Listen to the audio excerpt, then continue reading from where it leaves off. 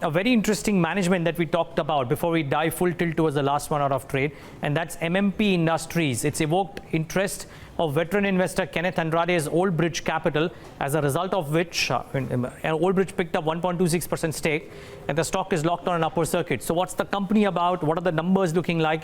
Let's ask that to Arun Bhandari, the CMD of MMP Industries. Joining in, of course, to take the conversation forward is Nickey Mirchandani from our research team. Nickey, over to you. Thank you, Aniraj, for that. Hello and welcome to BloombergQuint, Mr. Bhandari. The first question that I have for you relates to your aluminium prices. Of course, they've been on uptrend that we've seen, risen as much as 16% in the last trading sessions. Are we expecting some sort of fall coming in your margins, given that aluminium is used as your raw material? Based on experience of the last so many years, I can say that the margins will either remain same, or in my own view, they may go up. But I see very little chance of the margins getting compressed. Sure, I get that. So you are trying to say that your margins are expected to remain at a good 14 to 15% range that we have seen so far in this financial year. And also, if you could help us understand the sensitivity that your margins have as compared to the LME prices. Any increase in metal price, whether it's 5 rupee a kilo or 10 rupee a kilo, eventually over a period of maybe 3, 4, at the most 7, 10 days, that is normally acceptable to the customers to the level that the price has increased.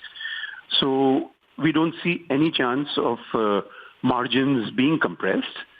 But with the availability of stock at our end, in the short term, the margins are likely to increase beyond the level which the aluminium price has taken place. Sure, I get that you cannot give us a proper number going forward in the next financial year, but I'd just like to understand a broad range that we can look at for the next financial year.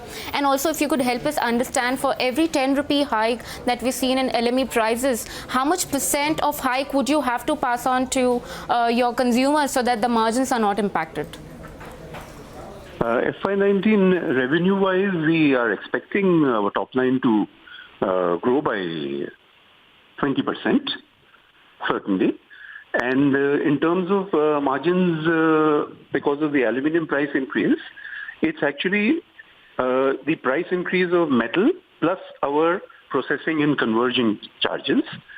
So metal price increase we always get, and more often, much more often than not, our conversion and processing charges remain the same. But in terms of such volatile aluminium pricing, it is possible that these margins will go up further. Sure, talking about your top line growth, as you just mentioned, a 20% growth there. 200 crore is what we registered for FY17, which was good enough. And for the first half of the financial year, we have done a 105 crore kind of a figure.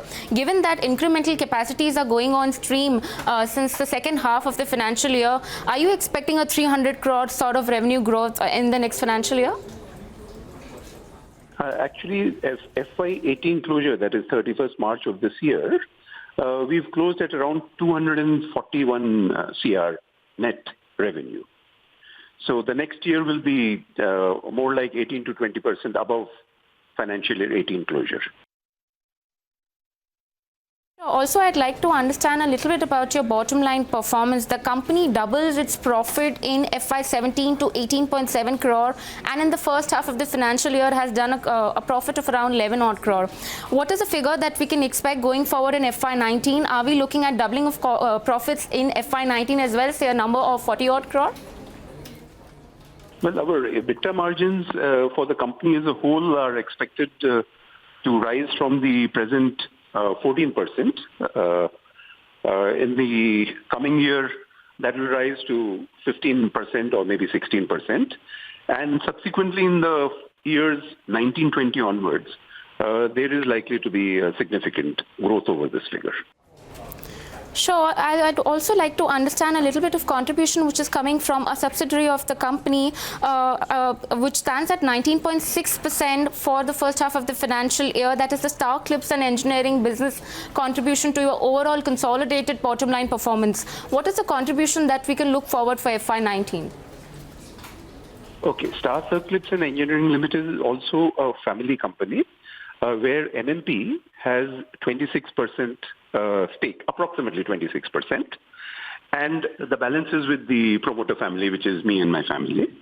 And in terms of financial year 18, that contribution, which is presently 18 or 19%, that will increase by at least 10 percentage points. So it will probably be around in the region of 22-23%. In FY19, we think that margin will go up even further because the growth of the company is good and it's related to auto components and OEMs. And we see significant export as well as domestic potential ramping up in this current year. Sure. If you could also tell us what kind of manufacturing and sale of aluminium paste business has given us a good contribution of around 8% in the last 2 financial years. What kind of incremental growth are we looking at from those divisions coming forward in FY19? Actually, I must add here that MMP has now a joint venture company with Toyo Aluminum KK of Japan, in which MMP has 26% participation. And the paste capacity is steadily being transferred to a new project which has already started production in February of 2018. So the contribution of the paste revenue will, in this year, come down, but that will be replaced by an increase in the revenue from atomized aluminum powder, which we are going to supply to the joint venture partner. That company is called Toyal MMP India Private Limited, also in Nagpur.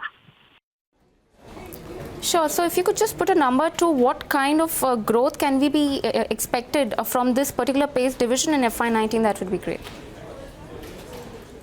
FY19, there will be no growth in the paste sector. In fact, the revenue will come down, but it will not be completely wiped out because some part of the paste production in MMP is still continuing, and that is likely to continue for the next few months.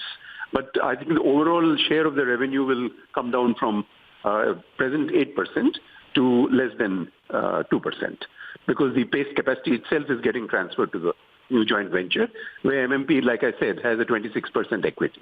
So overall, the margins from the paste are likely to increase, not decrease. All right, just as you said that you expect the margins to expand going forward from this division, what kind of growth can we look at for the next financial year in that case?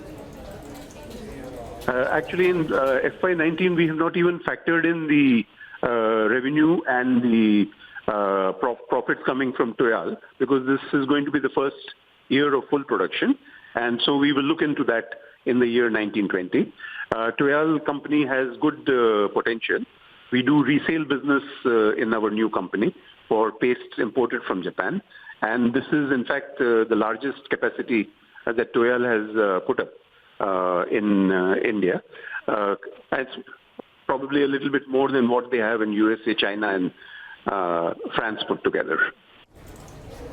Sure. The last question that I have for you is the company in talks with other marquee names, other marquee fund houses, given that Kenneth Andrade has just bought in 1.26% stake in this counter? Yes, we are holding talks with some good fund managers. Meetings are going on. They will continue next week also. But at this point of time, it's, I think, a bit premature to take names, except that, yes, they are marquee names. All right, that was the management of MMP. Pretty much confident says a 20% growth is what we're looking at in the top line performance of the company. Could be able to pass through the raw material prices increase that we've seen.